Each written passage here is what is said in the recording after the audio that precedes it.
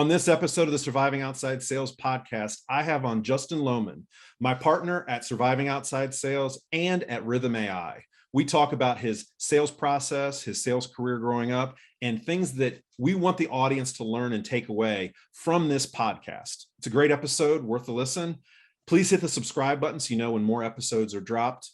Hit the like button if you like what you hear, and send us a comment if you want to hear other things or if you got any questions. We'd love to hear from you. Now, on with the show. Intro. The Surviving Outside Sales podcast, hosted by Mike O'Kelly, presented by Rithm AI. The goal is to get in, dominate, then get out. Surviving Outside Sales. Now on with the show. This is going to be the first guest that we're going to have. He is a co-creator and co-founder of Rithm AI with me, my business partner, Mr. Justin Lohman. Justin, how are you today? I'm great, Mike. How are you? Good. Thank you for being on. We were talking before we got on the air that this was like 6 months in the making. And we've been talking about this podcast for so long and did not realize how many moving pieces and moving parts there were behind it. So if you're listening, a lot of blood, sweat, and tears and time went into this. I'm going to be the front man for the podcast. Justin and I live in different cities, but we really are partners in this idea of surviving outside sales. We built this because we wanted to share all of our failures, all of our successes, and our thoughts and processes that were taught to us, because we really want this to be a community where we are helping people who were stuck like we were. I know I was stuck several years ago, and just give some people hope and give them a game plan if they feel like they don't have one. So Justin, anything to add as far as that right now? Yeah, sales is quite a journey. It's a daily grind, and I don't know that people get in and think they want to be doing sales forever. Some people love sales, but some people, I think it was just a fallback, and they kind of fell into the job, and they were like, oh, the money's good, this is interesting, I'm meeting new people, it's pretty fun, and then all of a sudden you look up 20 years later and you're like, what am I going to do? And, you might be going through that right now as you're driving along, listening. Hopefully you're listening to this. So give us feedback. Let us know. We're just going to let you know kind of what's on our mind and see where this takes us. And Mike, you're right. 6 months in the making. Some of our business ideas have taken a lot longer than that. Mm-hmm. And I think it's fun to share the real side, not necessarily the Instagram flashy side. So we'll be authentic with you. Absolutely. And letting everybody know that everybody makes it look so simple, but what they don't show you is they don't show you the failure. They don't show you the frustration. We're going to be a completely open book. And so this is going to be a guide. And if we can help in any way, like Justin mentioned, reach out to us. We'll have our social media handles at the bottom, and we'll have our email addresses. If you want to reach out to us, feel free to do so. We want to be a resource for the sales community, and we're called Surviving Outside Sales. And the reason why we call it Surviving Outside Sales is because Justin and I are outside sales professionals. The tagline is get in, dominate, and get out. We want to be a resource for everyone. We want to teach people what we learned after the fact, how to get into sales. So if you want to get into medical sales, you want to get into copier sales, you want to get into technology sales, we will bring on those guests who will tell you this is how you do it. We want to give a playbook to you. If you're in your early 20s or transitioning in your 30s, let's say you're a teacher and you thought to yourself, I really like this, but I want to become a salesperson. You probably don't know what to do. We want to be that resource. If you're a kid right out of college and you're struggling to get a job, we want to tell you, at least guide you, okay, this is the avenue you probably want to do. Or you can reach out to any of our guests. Our guests are going to be great resources. Reach out to them and say, I want to do what you do. Do I have an opportunity? And then when you're in sales, we want to help you do the best that you possibly can do by bringing on some of the smartest people in the industry to help you with processes, systems, training, anything for you to perform at your highest level. And lastly, getting out. As Justin mentioned, if you're 20 years in your sales career and you're looking around and you're thinking to yourself, man, this isn't what I thought I wanted to do, just know there's hope. There's hope that there's opportunities out there. There is opportunities everywhere. The goal of this podcast is to expose you to things you may not have in your everyday life. And Justin and I are going to be walking you through that. Me more so than Justin, but I'm going to have Justin on very frequently to discuss what's happening in the world of sales and where we're trying to take this. not only with our surviving outside sales brand, but also with our sales technology. Justin, anything to add? Yeah, sales is interesting. It's like going fishing, right? You don't have to love fishing, but you never know which pond, ocean, lake, river you're going to catch the next biggest fish in. So you never know what's around the corner. And some people thrive with that. Some people, can't stand that. But one constant that I've noticed is if you're not out there kind of planning your day, your week, being prepared for success, you never really will. And then it's a struggle. And if it's becoming more and more of a struggle, we looked around and we couldn't find any technology in the sales industry. We alluded to earlier, it's hard to find these things. So we've had ideas for a long time and started working on them in the background because we thought, gosh, we can't be the only people looking for something to help us, to help other people. And it's an interesting business, but it wears you down. I've heard that there's a lot of burnout in a lot of different jobs, right? I think sales, one of the statistics I recently read is turnover at companies is around 30% year over year for their outside salespeople. So when we were discussing the name of the podcast, there are people getting out. Now they might be leaving for another sales job, and that's great.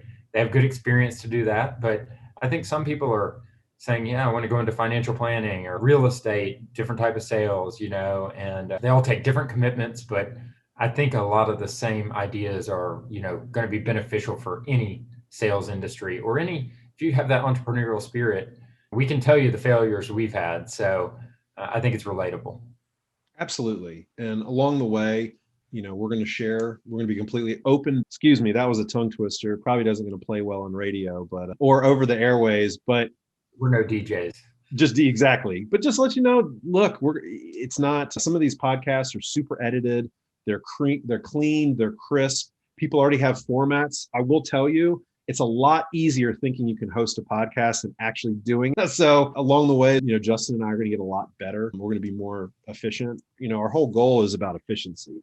And that's one of the things that we're going to touch on in the Surviving Outside Sales brand, because we've built our sales technology around efficiency. And that's one of the things we've learned over our sales career is it's about productivity. And how are you going to be productive? By being efficient, calling on the right people at the right times, at the right locations, and not wasting any of your time, which in the sales world, time equals opportunity.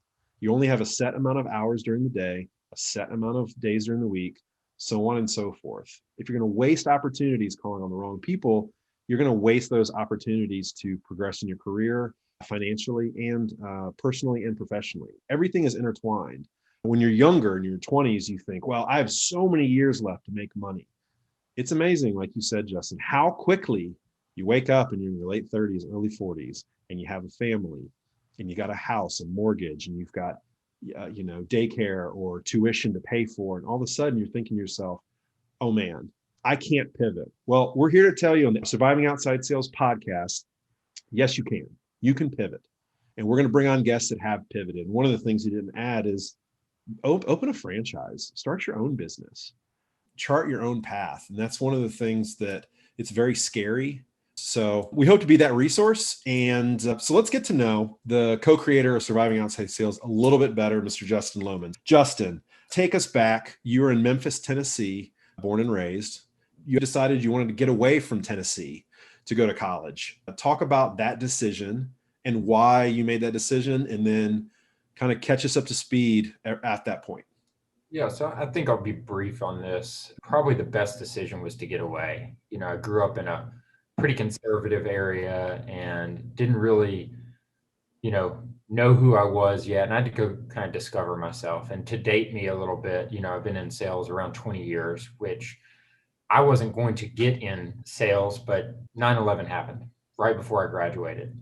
And so I think, things like this happen all the time, not 9/11, of course, that was tragic, but something will divert the path you think you're on. So I was actually a management and finance business major, double major, knew Spanish fluently, and thought, oh, yeah, I'm going to do, one of these three things, one of them maybe being wealth management, and would have been a great career.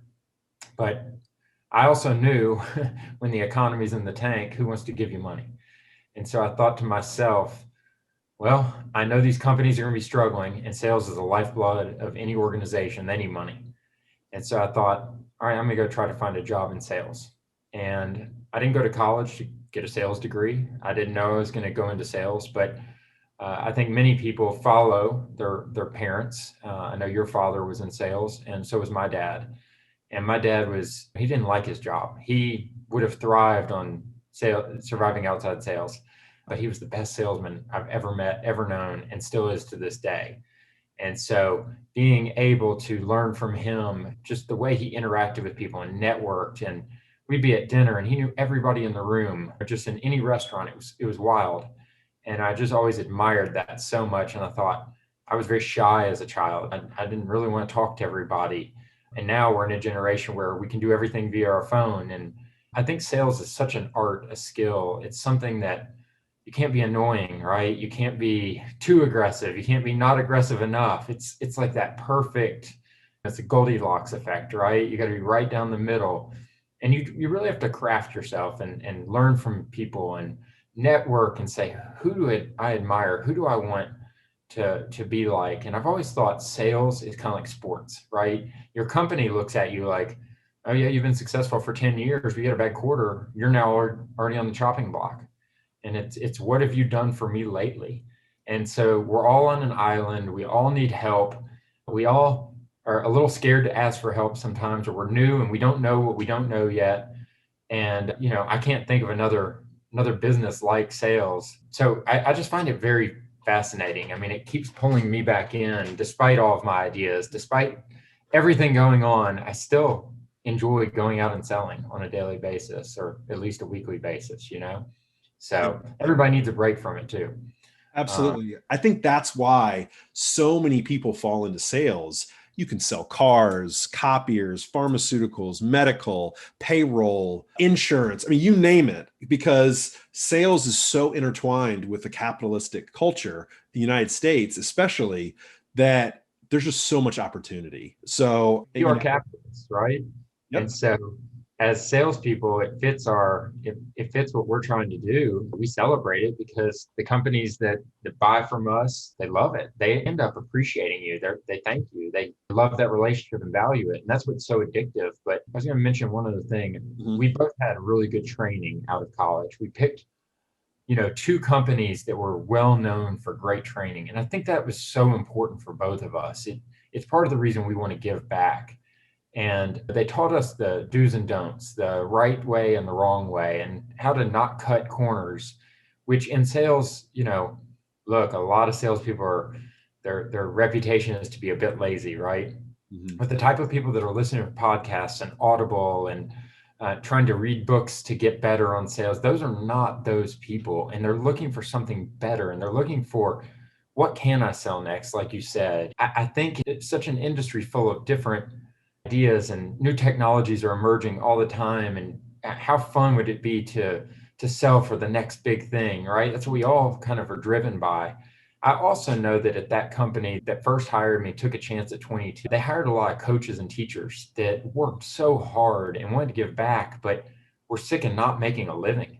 And they had families and they were like, man, this is just not good enough. But they knew there's an earning potential here. And those people never complained.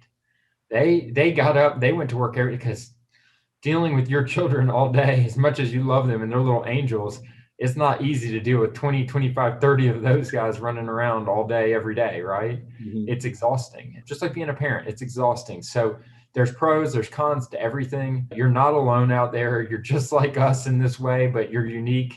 And so we want to shed some light on all those things. Yeah. Anything to add there, Mike? No, I completely agree with you. And so you talked about the first company you were with. It's a very unique story of a sales culture that's completely gone. I don't know if that type of sales culture could come back today, just based on the fact that the pay structure, and talk about what was expected. I don't think you can do that in 2021. So it was kind of in a time capsule. But Right. talk about that. I will Yeah. tell you, if I had known how much money I could have been making working the same hours and making the money I was making at the time, in a parallel universe, I would have jumped at this opportunity. Yeah. So this company doesn't exist anymore. It was a great, great group of people. It was people that just wanted more and better, and we accepted draws versus commissions. So everything is so expensive now. I think this is what you're alluding to, Mike, that it would be hard to pull this off unless it already exists. Yep. And I think this company would still be thriving today because the culture was so strong. I would have taken and did take pay cuts there, honestly, because I just loved all the people I worked with. And you just felt like you were striving for a bigger purpose. But we got 20% of commission of anything we sold. Let's be honest, most salespeople aren't working until 5 on Friday, right, Mike? No. But I was, and most of these people were, because you knew if you sold an extra 5 bottles of this or that, whatever your widget was, you were going to make more money. If you were smart and invested that money, you're at this point retiring 10 years earlier than any of your friends, right? Because although they're getting great careers and maybe they were becoming doctors or pharmacists or PhDs in research or stockbrokers, so many great jobs, right? So much opportunity. We were out there just going, and it all went back to the training. The training was special. It was camaraderie. They kind of broke you down and built you back up. And, by the end of it, you felt like you could do anything. You felt like you could survive, right? And I actually think that's why today I still thrive and survive in sales. I still love it because the core was built in. And, Mhm. if you're not getting the nurturing, the training you need, and you're in your 20s listening to this, it's one of the only times in your life you can take a little pay cut to learn more, because in the end, it's going to pay off bigger. So whether that's in the same industry or you want to try a new industry, seek out a company that gives you great training, great customer service. It will serve you forever. You'll meet business partners, you'll make more friends, you'll make more sales. If everybody told you, if you just read this one book, you'd sell $200,000 more in your lifetime, everybody would buy that book. The silver bullet here, in my opinion, is getting real experts to train you and asking those salespeople that have been through it and seeing their success, tell me more, and partnering with them. And then as you separate and go your own paths during life, you always have that friend that you can call and say, what would you do in this situation? Or you can compete. And we really built a level of competition. Mhm. Sales, like I said, is like sports, right? At the end of the day, it's about the scoreboard. And some of these ranking systems you can't figure out. They're harder than Chinese arithmetic, right? Yeah. Figure out how you're paid, I think you're usually at the wrong job, right? Sales should not be this difficult. That's why I like the simplicity. 20% of the widget, you got paid on it, and it was easy to get up and go to work. And I bet a lot of people here are having to self-motivate and say, oh my gosh, like I got to go drive 2 hours today to do this, or I got to go wait an hour for this, and they might stand me up. You want to be in a business where people really look up to, yeah, this guy, or they'll vouch for you. This guy's great. This lady is wonderful. And they'll go to bat for you and help open the next door and the next door. Mhm. No, and you bring up something very interesting. My first job, my first sales job. I mean, I technically was a bartender in off seasons, and I played minor league ball and made zero money for 2 years. And those were jobs. But my first That's a job in hobby, not a job, Mike. exactly. But my first job in sales was with Enterprise, and while I did not make a lot of money, the training. And people say, well, what was so great about the training? Well, the training was you had to be consistent. You couldn't take a day off. You couldn't just phone it in for a day, because that every month you had certain numbers to hit, and the training was there. And there would be training during the day where my branch manager would pull me into his office and we'd role play during the day for 5, 10, 15 minutes. And this would happen very routinely. And there was a lot of coaching. And there was a lot of, okay, this is how you do this, and this is how you do this. I always felt like there was support. And so they would push you extremely hard. And I know you were pushed extremely hard, but it wasn't just pushing you for pushing you sake. It wasn't just more, more, more. They showed you how to get there and replicate it and create a system. And there was a system and process in place. What I've seen in my career is there's a lot of the pushing. There's a lot of you got to sell more, sell more, sell more. And it's like, great. How do I get there? Well, I hired you because I thought you knew how to do this. No, no, no, no. Here That's did the not how. training. Yeah, that's not how that works. Okay. I'm joining your organization. Your organization is different than the organization I worked for.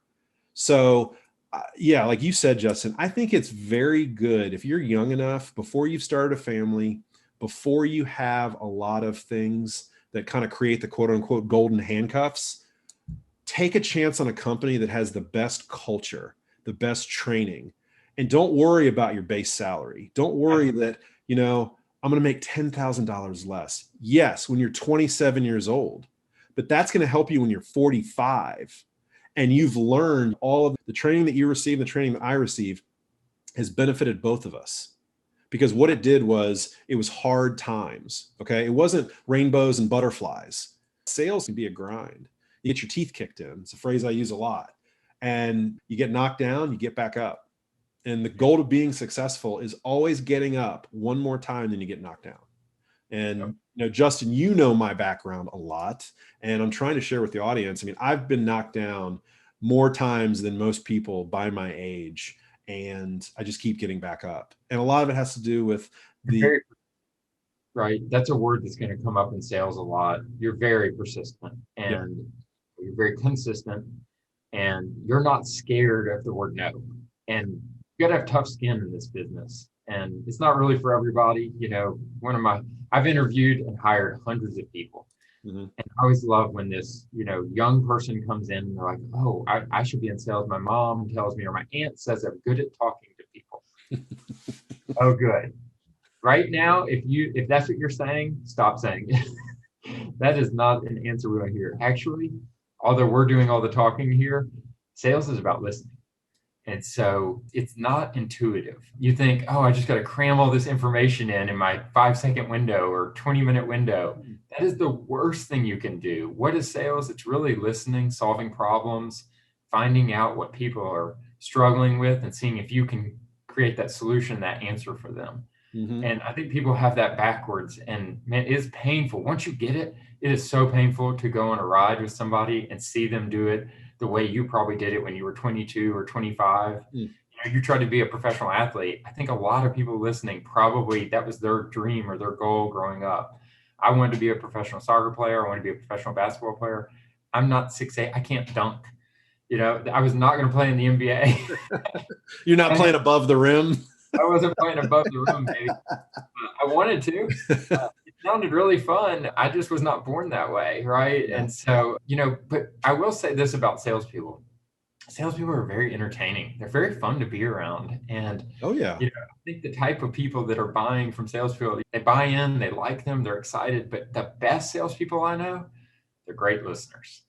And they're problem solvers, and they ask questions. So here's the analogy I always use, right? You go to buy a car, and the special of the day, maybe the salesperson at the car dealership is going to get a $500 bonus if they can sell the Honda minivan, right? Well, if I don't have kids, I don't want your minivan, right? So you cannot shove that down every customer's throat. So you have to at least start with a question.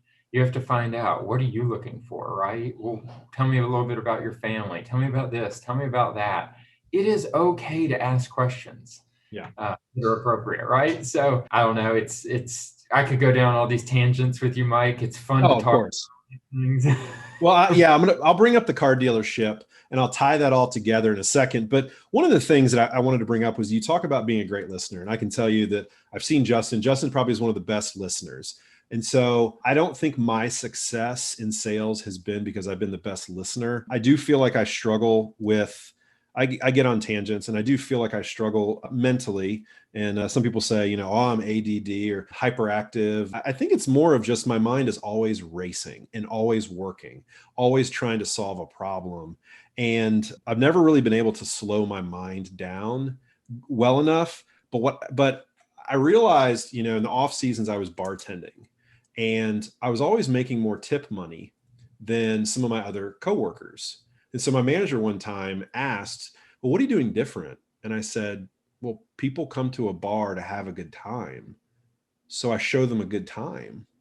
And they're like, well, what does that mean? I said, well, if I was at a bar, I'm just mirroring how I would want to be treated by a bartender. So I worked at two different types of bars. I worked at a sports bar, and then I worked at a nightclub. So the nightclub was on Friday nights. It was Have a Nice Day Cafe in Charlotte. It's a national chain. It was a national chain, went out of business, but it was a 70s themed, they'd play like a bunch of older music and stuff like that. And so it wasn't like where all the 20 somethings were going. It was like the 30s and 40s were going, but it was very high volume, people coming up, a lot of drinks, a lot of beers. It was very fast paced. But I also worked at a sports bar. And so people would come to the bar and they would just try to relax. There was a lot of happy hour business. So I always thought to myself, if I came in, what would I want a bartender to do for me? Okay. And that is not talk a whole lot, ask about my day, see if there's anything I needed, but also hey, we just got this new beer in, or never let my drink get empty.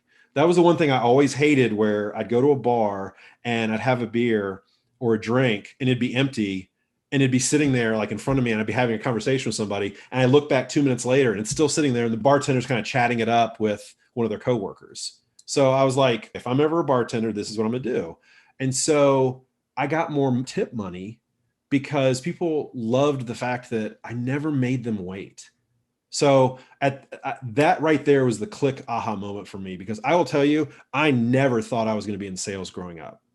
My dad was a sales guy. I was actually very shy and quiet when I was younger, just because I really didn't feel like I had anything to say, because I was baseball 24/7, baseball, baseball, baseball. That was it. So I am used to performing in front of people, but I wasn't the star of the show. I wasn't outgoing per se. I was very laid back and quiet, and I really didn't talk a lot. And I realized I wanted to get into sales when I bartended, because I realized I had a knack for understanding what the person needed. And then I just tried to figure out, how do I get them what they want?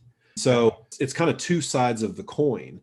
That's what I think a great salesperson does. You are great at listening and hearing what's important to them. Now I know how I can bring them value. So we kind of get there the same way. It's just two different approaches. And that's an important distinction. There's not one way to sell. We're not going to say you got to do this, but I will tell you, if you do all the talking, unless you're just the funniest person, you're never going to really solve a problem, because you're not going to know what the issue is, right? Sure, yeah. One word you use that's very interesting is mirroring. I don't know if we're going to talk about this in future episodes, but we'll give you a little taste now. If you're not mirroring clients right now, you're missing out. So that's something to look up, but you could give a brief description if you want, Mike. Basically mirroring their speech, mirroring their body language, their tone. One thing that I did learn at Enterprise was, if anybody got upset, sometimes people were very emotional because they got into car accidents, not their fault. And so their tone would get up. So we were trained, soften your tone, bring them down. And so we learned mirroring, but not so much mimicking them, because if that was the case, they're screaming at me, I'd be screaming back at them, and that wouldn't do anything. Although I did see a lot of branch managers were screaming at customers, and I got tons of stories about that. But no, it's locking into that person to where they feel like you are so in sync with them. It's almost like you're inside their head. It builds that connection. And when people talk about building relationships in sales, I think it is ridiculous that salespeople just generically say, oh, I've got tons of relationships. What does that mean? Do you just know who the people are? Or if you need something from that person, will they respond? Well, the more you can mirror, and I'll tell you this, I think Justin mirrors probably better than any salesperson I've ever seen.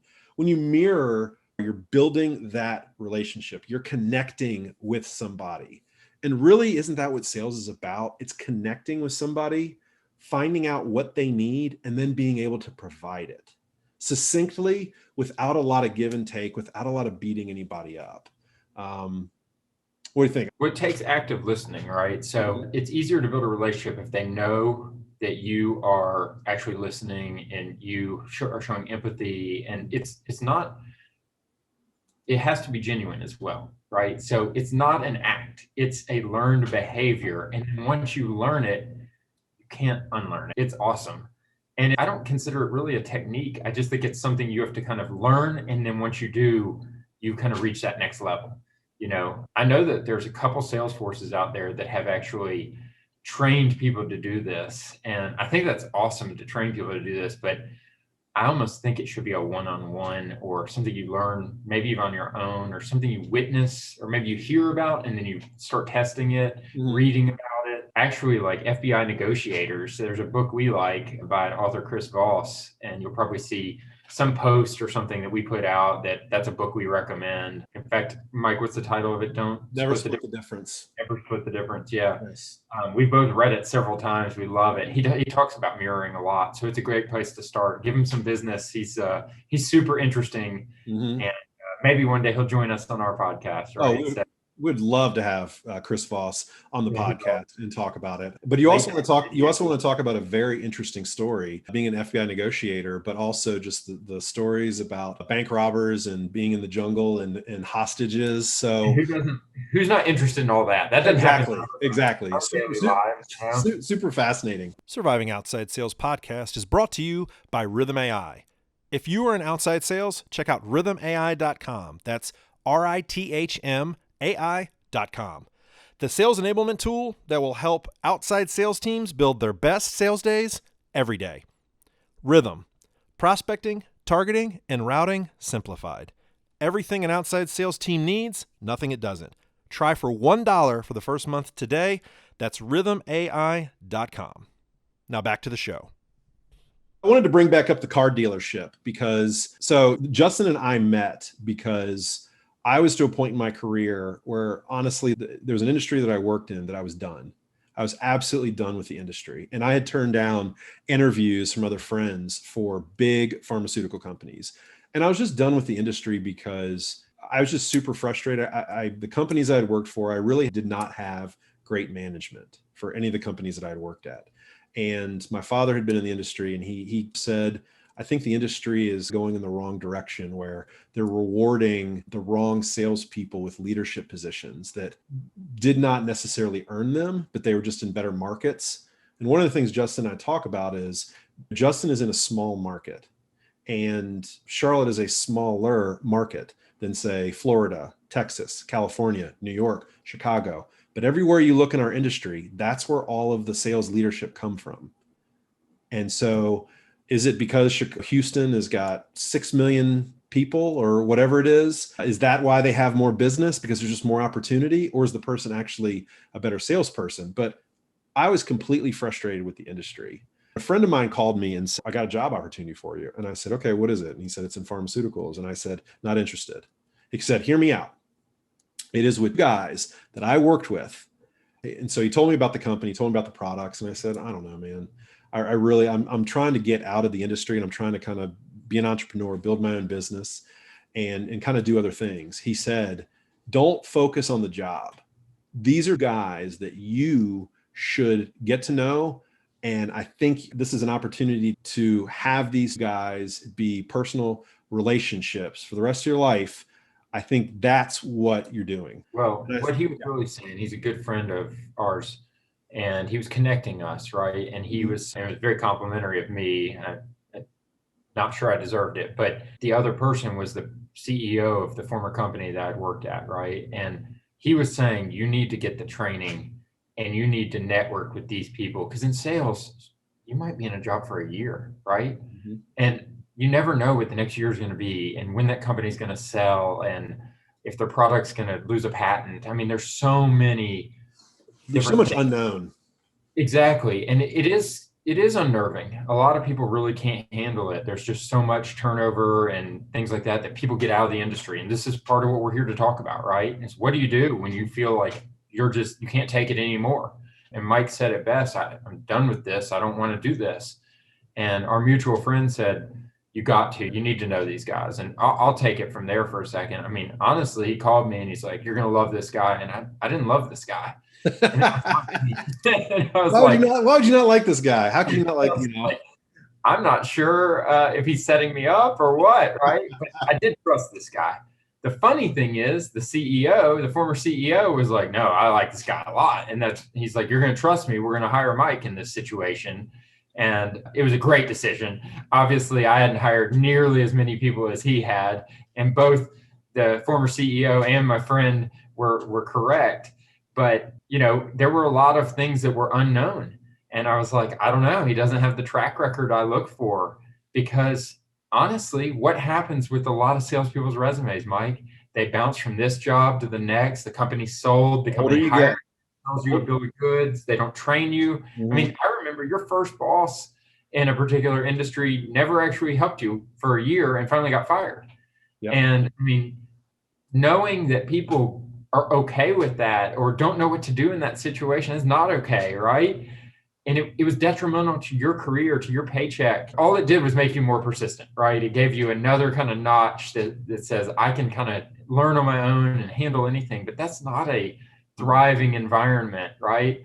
And we joke about it now, right? I mean, this was a long time ago, but I remember looking at your resume. I was like, well, this guy didn't lie on his resume. I mean, so many people do. You know, it's funny because it was a 4-hour face-to-face interview in a. I almost missed my flight. Yes, you almost missed the flight. The former CEO, and he's like, I kept asking him questions because I just couldn't believe his answers, because I'm not an anti-corporate, but I'm just not a very cookie cutter. I believe what I believe. And he just didn't believe what I was saying was actually my beliefs. He thought I was being coached, but I was just like, no, like these are just my sales beliefs. And I had to forge them because, as Justin mentioned, I had terrible leadership up until that point in the pharmaceutical industry. I had terrible leadership. But one of the things Justin asked was, all right, Mike, one of the exercises we want to do, role playing, is forget about pharmaceuticals, but on a car dealership, sell me a car. And I'll be honest, I was not prepared for it. And then you asked me to sell them tires.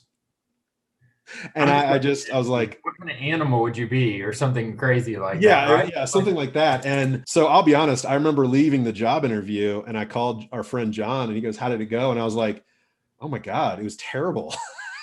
Normally sales interviews are like 30 minutes, 45 minutes. This was 4 hours long. I felt like I was an FBI interrogation. Speaking of FBI interrogators. The more we like people, the longer we interview, because we thought to ourselves, if we are going to be in a business relationship for a long time with this person, we better be able to stand them and be around them, right? And so like if you got a 30-minute interview with us, you were not getting hired. And a lot of these interviews are 30 minutes. We thought differently. Yep. And I think that was a good thing. I know that you were exhausted. You probably took a nap after that. Oh, I probably did. Yeah. A lot of people could barely handle it. I didn't think anything of it. I was just trained by this guy. I was like, this is the way you do things, right? Like I had to have been the worst manager when I was 27, 28 years old, because my whole life was my job. And there's people driving along right now, if anybody's actually listening to us, right? And they're like, that's my boss. This guy thinks I don't have a life. I don't have kids. I'm going to apologize right now on the podcast. If I used to be your boss in my 20s, you're right. I didn't account for the fact that you had children and you wanted to make it to the game. And the best thing you can do is pull them to the side and just tell them, hey, I love my job, but it ends at this point in the day, and my family is super important to me. Because the people who don't have a family, they'll party all night with you. They'll sell all day and all evening with you. You know, they're fun. Yeah. But Mike, you have 2 kids now. Like, you can't go out tonight. No. Go out? Kidding? Right? Like, yeah. Fun in sales, but now you're not that fun. Yeah. Well, it's funny. I also want to apologize for anybody that I managed when I was at Enterprise, because I was way too intense. I mean, every deal, it was like if you couldn't squeeze out the maximum dollar or value for the patient, if I didn't feel like the not patient, customer, if I didn't feel like the customer left our branch and was 100% head over heels, completely satisfied, man, I told you, and I let you know about it. And I was super intense because, being an athlete, I was super competitive. I hated to lose. And I think about it now, it's ridiculous because I was a baseball player. Baseball players fail 7 out of 10 times and are still considered great. But yet, if I went like 2 for 4 in a game, I'd go home and I'd be fuming about the 2 times I got out. And I'd be analyzing swing trajectory, pitch location, mental preparedness before I got to the at bat. Like, well, I think this is why it makes us good salespeople, right? Is we analyze why we failed and we focus on the failure. But what we really should be doing is fixing what went wrong, right? Coaching ourselves or having somebody, a mentor, coach us, talk through it, and focus on the wins, right? Yeah. And the more wins we stack up, higher you are on the scoreboard, the bank account's better. I mean, it's exciting. Yeah. And what do you love about sales? I know I love freedom, right? I love the capital gains, the freedom, the networking. I mean, if you're not enjoying those 3 things, it's time to move on for sure. Exactly. And at this time, I was actually interviewing with another company. So there was a company that I interviewed with a year or two ahead of time, and I was one of the final two candidates. And it was in medical sales. It was a startup. I got along really well with the director of sales. And during the interview process, he was already talking about accounts that he wants to introduce me to, et cetera. And then, of course, he called me like 2 days later with the news that he was going with somebody else that, quote unquote, had relationships, which, I found out later was not true. So this guy called me. He still is the director of sales of this company, and he calls me, and out of the blue, he just said, "Well, we have an opening in Charlotte." And I said, "Okay." He goes, "Do you want the job?" And this is about probably within like 2 or 3 days that my friend John had introduced me to Justin. And I said, "What are the details? Is this a job offer or do I have to interview?" And he said, "Well, it's a job offer, but I still need you to interview because the person you're reporting to just got hired as a district manager, and he's taking over the entire East Coast because as we're growing, I can't manage everybody anymore." And I was like, "Okay, so you're not gonna be my boss." And he's like, "Technically, no." And so I went and interviewed with this guy, and they were offering like $25,000, $30,000 more than the position that Justin was offering as a base salary. But this guy kept talking about how awesome he was.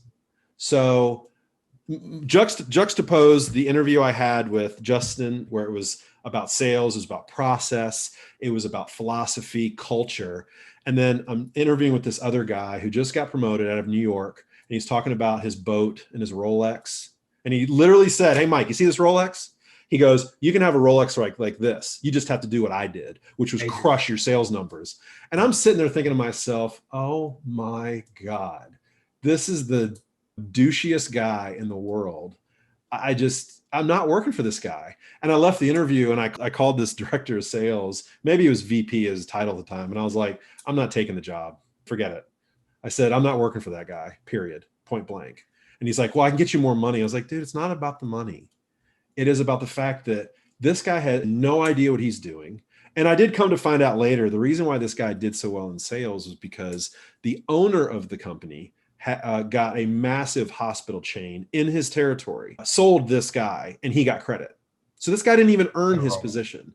And so I guarantee you, if I had taken the money, so this is my advice to you, if anybody is listening, like Justin said, if anybody's going to listen to us, Yahoos, yeah, besides our friends and family, or at least our family. But if you're listening to this, it's not about the money. I looked at, so I sat there and I said, okay, I'm in my early 30s at the time. I can either take more money. I said, but what is that going to get me? I guarantee you in 6 months or a year, I'm going to be looking for another job. I said, or take the advice of a trusted friend who's telling me, don't worry about the job. You want to be in business with these guys. It's going to change your trajectory for your entire career. Yep. That's what I focused on, about culture, about people that could show me the way. And again, I want to point something out that earlier you do this, right? Like you didn't have a lot of great managers after enterprise. Mm-hmm. So you were like, I need training. I need to get in with people I know will do things the right way. If I'm going to stay in this business, don't take a job for 6 months or a year for $25,000. Mm-hmm. If you're there for 6 months, that's only $12,500. Yes, it's more money. And yes, salespeople are driven by money. Mm-hmm. That's okay. You can say that. You can say that in an interview. You're not going to get in trouble. But the earlier you do that, the better. If I were pondering a career change, I would, even at my age now, I would look for, okay, I don't know this industry like these veterans do. I want to go where the training is. I would take, and I'm serious about this, I would take possibly even 6-figure loss to get the right training, because if I want to do this for the next 10 or 15 years of my life, it will pay itself over, yep. Right? I just won't spend on an extravagant vacation, or I won't get the brand new car. I don't do that stuff anyway, right? So it's like, I would rather learn, because the learning is really what's going to set you up to make more money in the long run. Yep. And I do commend Mike for doing this, because we're friends, we're business partners, and he got a really valuable experience out of this, and he still talks about it to this day. So the position that I took with Justin, that set me on a completely new trajectory. Whereas if I had gone and worked for this other company for 6 months, I would have made $12,500 more. but I would have been back at square one. The one thing about me is I'm a macro thinker, a big thinker down the road, and I don't focus on specific items. I don't say to myself, I want to have a vacation home and I want to have a big car. I think to myself, I don't want to be doing outside sales beyond 50. If I've got X amount of years to actually be physically out in the field, walking around, driving 35,000 miles a year, how do I get to where I want to go? Yep. As opposed to just thinking, okay, oh, this is great. Oh yeah, I got my weekends free. Well, no, I realized I had my decade. I got started late because I played a couple years of minor league baseball. So my sales career didn't start till I was 25. There's nothing wrong with this, No, there's right? nothing wrong with that. You took jobs at companies that didn't pay you a lot because in the long haul, you knew how to sell. And, you know, something we were going to talk about is there's a lot of failures. We thought, well, we can sell anything, right? Just because you can sell a lot of copiers, which somebody I hope is listening and selling a lot of copiers, doesn't mean every other industry. And we've made this mistake. We thought, okay, well, we can sell anything. And if you're doing software or you're doing, I don't know, XYZ widget, right? There are nuances. There are things you have to learn. There's buying processes. You might not be dealing with salespeople. You might be dealing with doctors or engineers or business owners. Every one of those people reacts differently. You know, the car salesman is fun to talk about. I actually dream of selling cars on the weekends for fun. I just think it'd be a really fun thing to do. And somebody's listening with car sales, like, I hate it, you know. But I don't know. There's a challenge of not knowing anything about somebody, walking up and then walking away and they bought a $40,000 machine or something. That just sounds exhilarating to me. Maybe I'm sick, right? But I think that it's okay to know and let people know that we have failed many, many times. This is not just some success story. And I mean, there was a lot of training and grinding and working long hours and practicing in front of the mirror, doing things that were uncomfortable. You know, hopefully nobody else is watching, like nobody might be listening, right? So this is uncomfortable. Creating a podcast is not easy. And some of you guys are like, please just stop. I'm going to shut this off now. And so we probably will soon.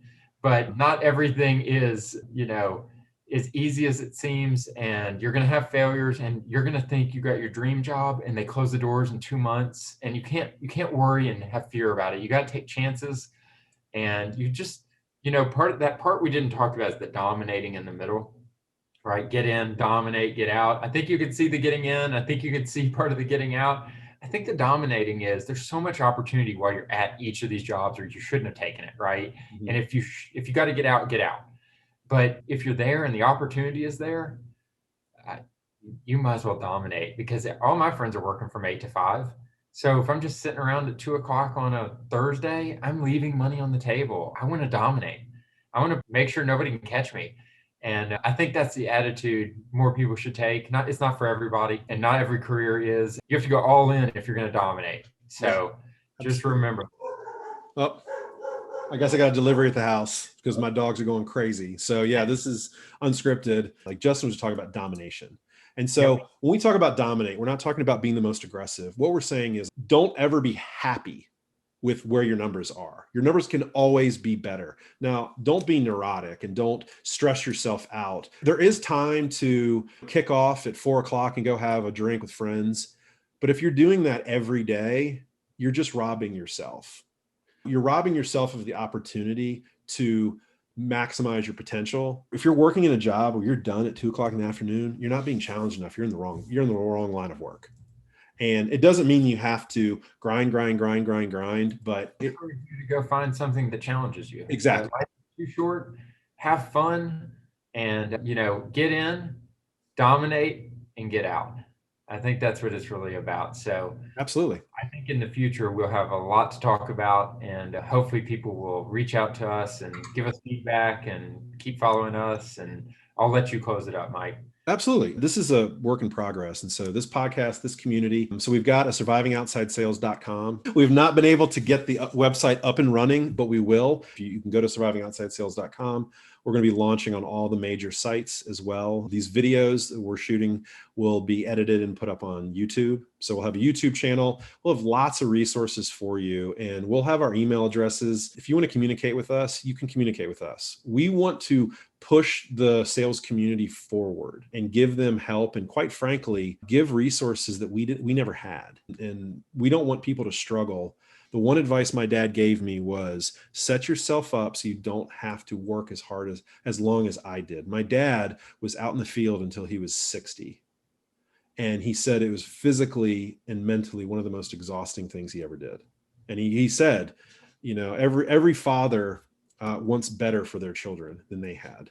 And so my dad said, I want you to be in a position where you don't have to do what I did at the same age. And so it was a lesson that stuck with me. So it wasn't just about the paycheck this year. It wasn't about, oh, I just hit my one bonus. It was about the trajectory. We're going to let you know what worked, what didn't work. Not every one of our business ventures has worked.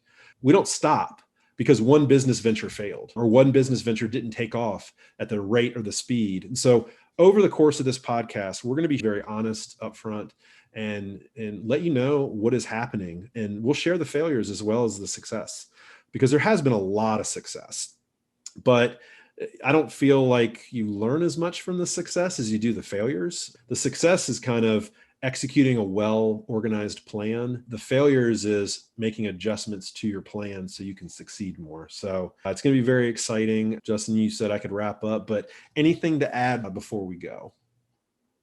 No, thank you for listening, and send your suggestions. If you want to hear about a certain industry topic, anything like that, let us know.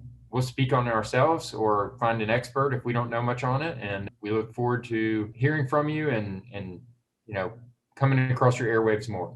Yeah. And if you like what you have, hit the subscribe button, subscribe to our podcast, subscribe to the videos on YouTube. You can reach out to us as well. Start following us on LinkedIn. In the show notes, all of our handles, any way you can get in touch with us, and join our Surviving Outside Sales community on LinkedIn. Yeah. Tell your friends, share this. And until next time, this has been Mike and Justin. Thank you very much. Thank you.